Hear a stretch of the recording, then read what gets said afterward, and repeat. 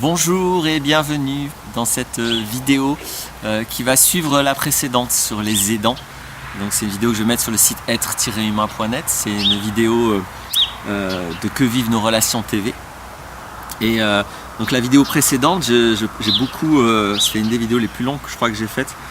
J'ai beaucoup développé sur ce que je considère être l'éthique et la déontologie des aidants, les aidants au sens très général. Et surtout, mon axe, c'était pas tant de pointer sur les aidants, c'était surtout de pointer sur la responsabilité d'être aidé. C'est-à-dire que le but, c'est pas de critiquer ou de juger les pratiques des aidants, le but, c'est vous d'assumer que quand vous demandez de l'aide, vous avez le droit de demander une aide dans le cadre d'une certaine éthique.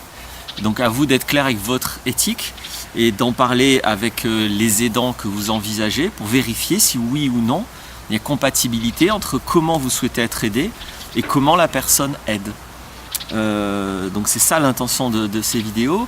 Et j'ai beaucoup parlé dans la vidéo précédente d'une frontière que pour moi, donc avec mon éthique, après ça vous voyez là-dedans ce qui vous intéresse, ce qui vous intéresse pas, vous faites votre tri dans mon discours, mais pour moi, tel que je vois les choses, j'ai parlé d'une frontière de ce que je trouve acceptable dans le cadre d'une aide, et ce qui pour moi ensuite devient non pas de l'aide, mais de la direction, devient une prise de contrôle sur la vie de la personne, de la part de l'aidant, de la part de l'aidant. Et cette frontière, voilà, il m'est venu une idée ce matin pour essayer de la clarifier davantage. Parce qu'en gros, j'ai exprimé que pour moi, l'aide peut aller jusqu'au conseil et qu'au-delà de ça, après, on n'est plus dans l'aide, on est dans la directivité, dans la prise de pouvoir. Mais bon, le mot conseil, ça peut être un mot qui peut tellement être interprété de manière différente que j'ai besoin de clarifier ça. Je trouve que c'est pas suffisamment précis. Donc je resitue les choses, hein, quand je parle d'aidants, je parle d'aidants au sens vraiment très large. Donc que ce soit les psychothérapeutes, les psychologues, les psychanalystes, les psychiatres, tous les autres types de thérapies, ou que ce soit ce que moi je fais par exemple qui est encore différent, que j'appelle de la maïeutique, ou que ce soit de la voyance, de l'astrologie, de la médiumnité, des magnétiseurs ou du channeling, quelles que soient les pratiques un peu de cet ordre, hein, je les mets là un peu dans le même espace, peut-être que pour certains c'est pas comme ça, mais peu importe, ou que ce soit les approches dites scientifiques, les docteurs, les différents praticiens de la médecine, etc. Ou que ce soit aussi donc des associations ou même des structures étatiques qui sont dans l'assistance, que ce soit aussi des gens de votre famille, que ce soit des amis. Vous voyez, c'est vraiment, j'entends le mot aidant au sens très large. D'accord ? Puisque je pointe non pas sur les pratiques des aidants, je pointe sur la responsabilité de demander de l'aide. Et donc ça, quand je suis clair, moi, sur ce que ça implique comme expérience humaine, quand je demande de l'aide à quelqu'un, quand je suis clair avec ça, ben, il va y avoir un cadre de respect de ma souveraineté qui vaut pour tout le monde, aussi bien pour le docteur en médecine que pour le voyant, que pour mon frère ou que pour ma fille, si ma fille veut m'aider. Donc c'est pourquoi hein, je focalise sur la responsabilité de l'aider, c'est pourquoi je peux aborder l'intégralité des aidants. Donc ça, je voulais le repréciser. Et donc voilà, cette fameuse frontière qui pour moi est ma clarté. Si elle ne vous convient pas, ne l'adoptez pas. Si elle vous convient, adoptez-la. C'est, encore une fois, l'aidant n'a pas à diriger, n'a pas à remettre en cause vos choix, n'a pas à remettre en cause vos croyances, vos principes, etc. En passant, finalement, ce que je dis, ça n'a rien d'extraordinaire. Hein. Par exemple, c'est la déontologie de la médecine.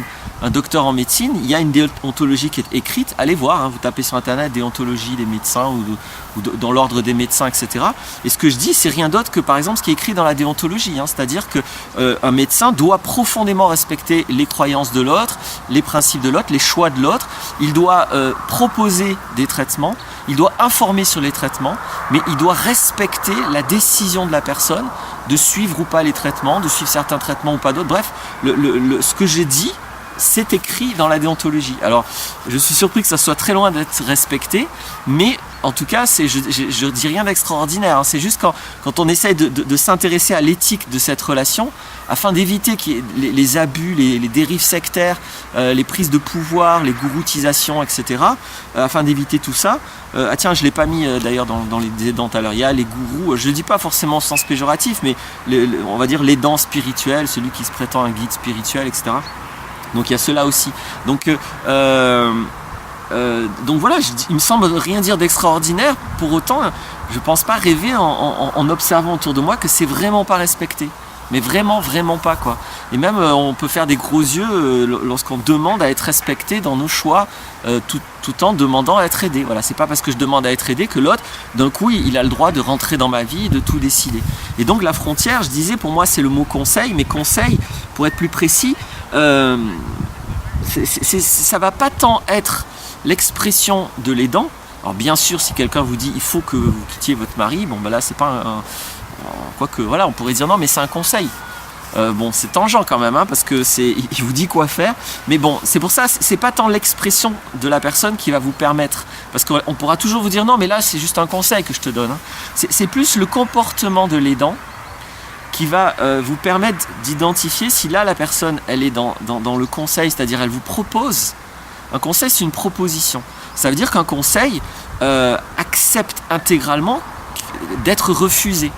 C'est ça la différence entre ce que moi je vais appeler un conseil et ce que je vais appeler une direction ou une directivité. Encore une fois, peu importe le vocabulaire, après vous mettrez votre vocabulaire. Mais indépendamment du mot conseil, quand quelqu'un vous fait une proposition, donc un aidant vous fait une proposition, l'éthique consiste à ce que, dans le mieux, il vous précise que d'ailleurs c'est juste une proposition et qu'il faut que vous vous sentiez totalement libre d'y adhérer ou de la refuser.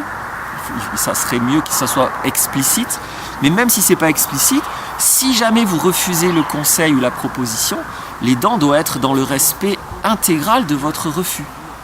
Là où vous allez voir que la personne est dans une prise de pouvoir et pas dans une aide, c'est quand elle ne va pas accepter que vous refusiez son conseil. Ça fait une espèce de crise de lèse-majesté. Donc il va y avoir des attitudes multiples qui commencent à rentrer dans la manipulation. Donc vous pouvez aller voir toutes les autres vidéos sur la manipulation et qui vont consister soit à vous dévaloriser, soit à vous dire... il y a des tas de critères pour essayer de vous faire vous sentir mal, pour essayer de vous montrer que vous avez tort, ou pour essayer de faire pression afin que vous suiviez le conseil qu'il vous a donné. Alors si on est dans des approches plutôt scientifiques ou plutôt, je vais dire, reconnues, donc les personnes vont appuyer leur statut, mais je suis docteur, je sais ce que je dis, ou voilà, moi ça fait 15 ans que j'aide des personnes, etc., etc. Donc ça va être l'argument pour pouvoir vous imposer une idée dans votre vie, hein, dans votre vie à vous. Et donc si les personnes par contre sont dans les notions plutôt de voyance, de médiumnité, etc., elles vont arguer d'un espèce de pouvoir, oui non mais moi mon intuition elle se trompe jamais, je sais très bien ce que je ressens, je sais comment c'est les choses. Donc, vous avez vécu la vie, hein, ça fait des années que vous vivez quelque chose, vous venez en parler, la personne elle vous écoute quelques minutes et elle sait tout de votre vie, vous voyez. Donc faites attention à ce genre d'attitude, c'est évident que là on n'est pas du tout dans de la bienveillance, dans du respect et dans une capacité à aider. On est dans quelqu'un qui a besoin que son avis existe dans votre vie à vous, et qui a un besoin de pouvoir, qui a un besoin que vous obéissiez à ses injonctions. Donc c'est là que vous allez regarder, hein. Donc les arguments, ça va être ça. Alors évidemment, on va vous reprocher, si vous osez refuser les conseils, alors d'être dans l'ego, d'être, vous voyez, j'avais raison, vous voyez, vous avez un problème, vous vous remettez pas en question, etc., etc. Comme si parce que vous obéissez pas à ce que cette personne dit, ça veut dire que vous, en général, vous vous remettez pas en question, que vous avez un problème égotique, etc. Et peut-être que vous avez un problème égotique, et peut-être que même, à la limite, il a raison. Ça change rien au fait que l'éthique d'aide doit respecter le chemin de la personne pour évoluer. Donc évidemment qu'il y a un problème, sinon vous ne demanderez pas de l'aide, mais vous devez être respecté dans votre démarche dans tous les cas. Même si à la limite, je vais oser dire vous avez tort, mais encore une fois, ça ne veut pas dire grand-chose d'avoir tort, d'avoir raison. Vous avez surtout le droit de faire des choix dans votre vie, même si c'est des choix qui, du point de vue de l'aidant, sont ridicules, passent comme il faut, sont pas selon certains principes, sont pas bien, vont vous attirer ceci, cela. Ça, c'est sa vie, c'est ses choix, c'est ses visions, c'est ses logiques, c'est ses principes. Et ça ne doit pas intervenir dans l'aide concernant votre vie à vous. Donc voilà, j'espère que j'ai réussi à être plus clair sur cette frontière. Parce que voilà, cette frontière va moins se déterminer avec la formulation de l'autre. Parce qu'encore une fois, je peux formuler en vous disant, ben là quand même, vous souffrez beaucoup, envisagez de quitter la personne. Ou étant donné que vous m'avez dit que vous voulez vous libérer de cette relation, prenez en compte ce que vous avez dit. Donc est-ce que c'est directif ou pas? C'est difficile de dire. Ça peut être directif, ça peut ne pas l'être. Là où vous allez voir que c'est directif, c'est que si jamais vous dites non mais là ça c'est hors de question, l'aidant doit dire bon ben ok, donc on va pas sur ce chemin, comment allons-nous régler la question, sur quel autre chemin voulez-vous qu'on aille? C'est comme ça que ça doit se passer. Donc encore une fois, l'aidant doit accepter que vous refusiez ses propositions, c'est aussi simple que ça. Il doit l'accepter sans condition, vraiment sans condition. Que l'aidant s'explique, qu'il soit clair avec la proposition, c'est une chose, mais quand vous sentez qu'il cherche à ce que vous fassiez ce qu'il demande, même quand vous n'êtes pas d'accord, là, alerte rouge, attention, il y a prise de pouvoir. Voilà, j'espère que ces nuances-là et ces précisions-là vont compléter de façon encore plus aidante mon propos. Donc évidemment, conformément à ce que je viens de dire, surtout sentez-vous libre de rejeter intégralement mes principes, cette frontière, mes nuances, etc. Si ça vous apporte, c'est génial. Si ça ne vous apporte pas, allez vous faire aider autrement par quelqu'un d'autre ou par vous-même, etc., etc. C'est très très important. Voilà, je vous remercie d'avoir écouté dans tous les cas. Au revoir.